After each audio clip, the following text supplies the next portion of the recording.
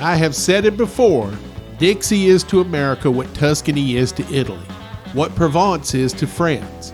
Its culinary heart and soul. Most of the iconic American foods hail from the South. Now, clearly pizza wasn't invented in the South, but did you know that Chicago's deep dish pizza was invented by a Southerner? Former Texas Longhorn football player Ike Sewell is credited with it at his famous Chicago joint, Pizzeria Una. Look at the recipe for the crust is all you need to know. It has more butter than an Amish market. And as for America's most recognizable sandwich, the burger, also Texas. According to the Texas legislature, the first occurrence on record of a burger patty served between two slices of bread was at Fletcher Davis's lunch counter in Athens, Texas in 1880, 15 years before Connecticut's Louis' Lunch opened its doors, and 20 years before they served their first burger. Today we're going to look at the history of many of the Gulf states' most popular dishes. I'm your host, Stu Donald. Let's head to the Delta. Swamp soup is a hearty, comforting southern soup that's gained a cult following, particularly around the Mobile-Tensaw Delta. Despite its quirky name, which comes from the swampy appearance of chopped greens floating in broth, it's far from unappetizing. In fact, it's a light yet flavorful dish that combines smoky sausage, tender greens, beans, sometimes even pasta, all in chicken broth. It's often described as soul-warming and versatile, perfect for cold weather or as a starter to a meal. It is soul food at its finest. The exact origins of swamp soup are a bit murky, pun intended, but it's rooted in Southern cuisine, likely drawing from traditions of using local greens and smoked meats. In Alabama, it exploded in popularity thanks to Fish River Grill, a beloved Baldwin County seafood joint. Since opening, they've branded themselves as a funky, junky redneck joint and home of world-famous swamp soup, serving complimentary sample bowls to diners.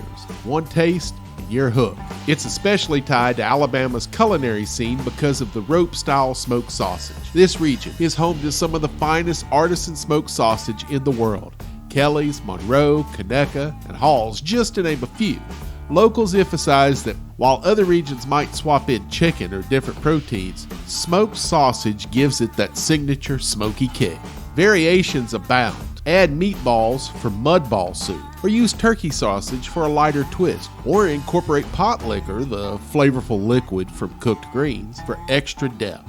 For New Year's, swap the beans for peas and you've got all three good luck foods in one delicious bowl. There are no hard and fast rules for what go into swamp soup other than the greens. It's customizable based on what's in your pantry. If you're in Alabama, head to Fish River Grill for the real thing, or try making it at home. At the end of the video, I will include a basic recipe. Just pause and take screenshots. Voila! You've got a great recipe. At its core, swamp soup is a one-pot wonder that's quick to prepare, about 30 to 45 minutes, and even better as leftovers. Just add a little more broth or stretch it over a few days. The base is non-tomatoey and light, avoiding that heavy feeling, thanks to the broth and the greens. It's the kind of dish that warms you from the inside out, swamp vibes and all.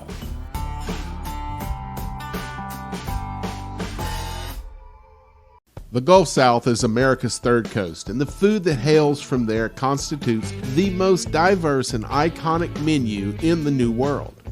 When people think of third coast cuisine, one dish often bubbles to the top: shrimp and grits. It's rich, comforting, and found on menus from Charleston to New Orleans. But here's a little known truth: shrimp and grits isn't originally a Gulf Coast tradition. This dish has its roots in the low country of South Carolina and Georgia, where it was first created by the Gullah people, descendants of West Africans, who merged their culinary heritage with ingredients native to the region. For them, shrimp and grits was a simple breakfast. Shrimp pulled fresh from the marshes, cooked with creamy corn grits passed down from native tradition. It remained largely regional for generations. It wasn't until the late 20th century that shrimp and grits began making waves outside of the Carolinas. Celebrity chefs embraced it. Restaurants elevated it, and soon it was on brunch menus across the South. When it arrived on the Gulf Coast, it came with new interpretations, bold sauces, smoky sausage, sizzling Creole twist. But let's set the record straight. If you look at what families along the Alabama, Mississippi, and Florida Gulf Coast were actually eating for generations, you'll find another story. One that's been quietly simmering on stovetops long before shrimp and grits ever arrived. That story is fish and grits. Fried mullet, catfish, redfish, fried bluegill, paired with stone ground grits or quick grits, dressed up with hot sauce or a splash of vinegar and a drizzle of the fry oil. This was the food of dock workers and fishermen, of Sunday suppers and fish fries. Fish and grits was humble, hearty, and uniquely Gulf Coast. Where shrimp and grits was low country fancy, fish and grits was Gulf Coast real. It reflected the rhymes of the local waters, the simplicity of the catch, and the adaptability of coastal home cooks. So while shrimp and grits might be trending today, fish and grits holds the deeper roots in Gulf Coast kitchens, quietly proud, soul-satisfying, and steeped in tradition. And that's a history worth remembering every time you dig into your next bowl of grits. For the longest time, redfish was thought to be too fishy tasting for the average diner. But in the early 1980s, Chef Paul Prudhomme from New Orleans came up with a method of coating the redfish fillets in a whole lot of dried spices and then cooking it in clarified butter over super high heat. And we now know this dish is blackened redfish. This dish became so popular that we almost fished redfish into extinction. And because of that, there's no longer any federal commercial fishing allowed of redfish in the Gulf. And the only state that allows it is Louisiana, but it is under very strict conditions. I have a very simple recipe for my remoulade. Sour cream, I know it sounds weird, but it works. Creole mustard, crushed garlic, and blackening seasoning. Everyone who tries it absolutely loves it. But anytime someone from New Orleans tries it, they say it tastes great, but it isn't a proper remoulade. New Orleanians are very territorial over foods that are identified with their city. But here's the deal. New Orleans-style remoulade, though delicious, isn't a proper remoulade. In fact, it isn't really remoulade at all. Auguste Escoffier is considered the world's first celebrity chef. Known as the King of Chefs and Chef of Kings, he was a pioneer modern French cuisine, restaurateur, and culinary writer who revolutionized modern cooking by codifying classical French cuisine. His master opus, Le Guide Culinaire, is a fundamental text that shaped professional cooking worldwide. He was the ultimate authority on French food. His remoulade is the most proper remoulade on earth. It contains mayonnaise, prepared mustard, also known as English mustard, gherkins, capers, parsley, tarragon, chervil, and anchovy essence, which is finely chopped anchovies. New Orleans remoulade contains upwards of 15 ingredients. Mayonnaise, Creole or Dijon mustard, prepared horseradish, lemon juice or vinegar, Worcestershire sauce, minced garlic, fresh chopped parsley, green onions, and seasonings such as paprika, cayenne, salt, and black pepper. Oh, and one more ingredient, the presence of which prevents this from being a true remoulade: ketchup. Once you add that, you no longer have a proper remoulade. What you have is closer to Thousand Island. More accurately, Thousand Island's southern cousin, comeback sauce. New Orleans remoulade is more at home on a cheeseburger than it is in French cuisine. But that doesn't mean it is not absolutely delicious. It's just not a proper remoulade.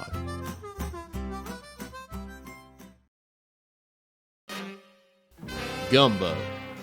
Just the word conjures up the aroma of simmering spices, the clink of ladles against cast iron pots, and the warmth of southern hospitality. But gumbo is more than a dish.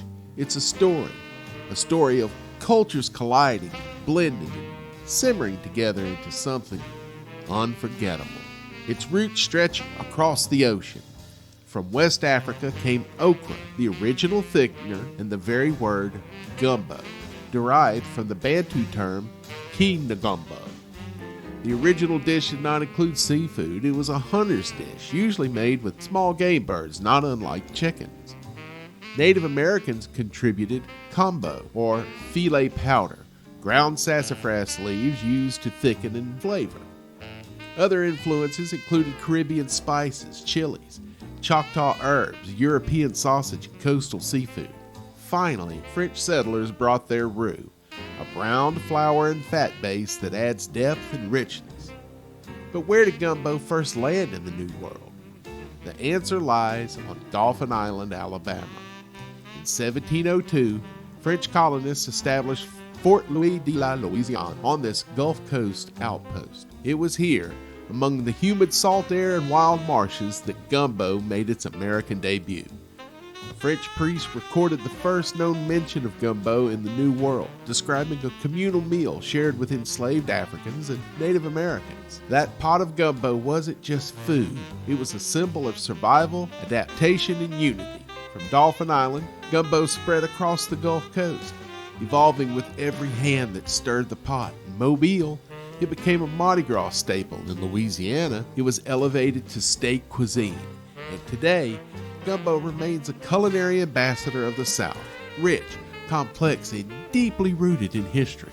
Across the Gulf Coast, you'll find subtle differences in how gumbo is served. Most places serve it with rice, but in New Orleans, it's not uncommon to find it with grits instead of rice. And in Pascagoula, Mississippi, they don't serve it with either. They put potato salad on there. So the next time you savor a spoonful of gumbo, remember, you're tasting centuries of resilience, creativity, and cultural fusion. You know what's better than crab claws? Fried crab claws. And you could thank Mobile, Alabama for that crunchy little miracle. You see, back in '47, Bill Bailey, same guy who gave us West Indies salad, looked at a pile of discarded crab claws and said, "Why waste it?" So he breaded them, fried them, served them with tartar sauce. And just like that, a Gulf Coast legend was born. Sweet claw meat, crispy shell, and that little handle, perfect bar snack, perfect appetizer, perfect Mobile. From Bailey's Steakhouse to Wenzel's Oyster House, fried crab claws became a staple. Proof the Gulf Coast folks know how to turn scraps into stars. It's not just seafood, it's Southern ingenuity, served golden brown with a little hot sauce.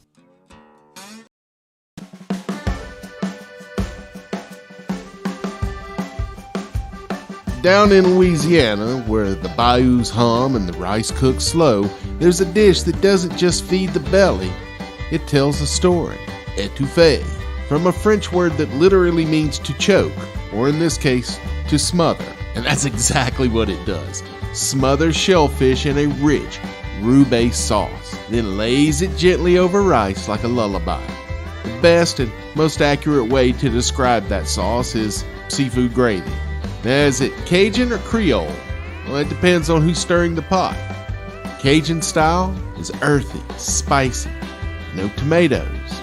Creole, brighter, herbaceous, and a splash of acidity. This is often referred to as shrimp Creole. The addition of tomatoes completely changes the flavor and texture, creating an entirely new dish. Legend says it was Aline Champagne at her now legendary restaurant The Rendezvous who first popularized the dish in Breaux Bridge in the 1940s. A banker tasted it, told all his buddies, and boom, étouffée hit the big time. But historical documents say the initial recipe came from Mrs. Charles Hebert and her daughters, who first served the dish at the Hebert Hotel in Breaux Bridge in the 1920s. It's clear that Breaux Bridge is ground zero for étouffée, which makes sense as it is the crawfish capital of the world. They even have the Breaux Bridge Crawfish Festival, a 3-day extravaganza attended by 50,000 people. By the 1950s, étouffée was on menus across the Gulf Coast. By the 1980s, it was a movement, part of the big Cajun food craze of the 1980s. Today, it's a rite of passage. Étouffée isn't just food, it's fusion. French technique, African spice, native ingredients, and Southern soul. One bite, and you're tasting history. Hey y'all, ever hear of a dish called West Indies salad? Now, I know it sounds tropical, right? like something you'd eat on a beach in Barbados with a rum punch in your hand. But here's the twist. It's not from the West Indies at all. It's pure Mobile, Alabama. Born in 1947 at Bailey's Steakhouse, way out Dolphin Island Parkway. A place so isolated back then that it had no name. But today it has one, Bailey's Corner. Bill Bailey was a merchant marine turned restaurateur. He spent time in the Caribbean soaking up the flavors, and he came home with an idea. Take Gulf blue crab, keep it cold, keep it clean, let it shine. Basically, he did a little riff on ceviche. The recipe? Simple. Lump crab meat, sweet white onion, cider vinegar, Wesson oil, salt, pepper, and a splash of ice water. That's it. No mayo, no breadcrumbs, no filler, no cooking. It hit like a Gulf breeze. Locals loved it. Junior League cookbooks picked it up. Seafood joints from Ballabatry to Fairhope started serving it, chilled on a bed of lettuce or with a sleeve of saltines. And you want to talk about how good it is over a juicy ribeye? Man, and the name? Total branding move. West Indies made it sound exotic. But the only islands this salad knows are Montlouis and Dolphin. Today, it's a Gulf Coast icon. A dish that says, we don't need fancy, we've got flavor. And we've got crab. My mother never cared for West Indies salad, too acidic. So for those who find the cider vinegar too acidic, I came up with a recipe that she loved. One simple substitution. Replace the cider vinegar with unseasoned rice wine vinegar from the Asian section at your local grocer. I find it lets the sweetness of the crab meat really shine. West Indies salad. Born in Mobile, raised on tradition, and served with pride. And usually some saltine crackers.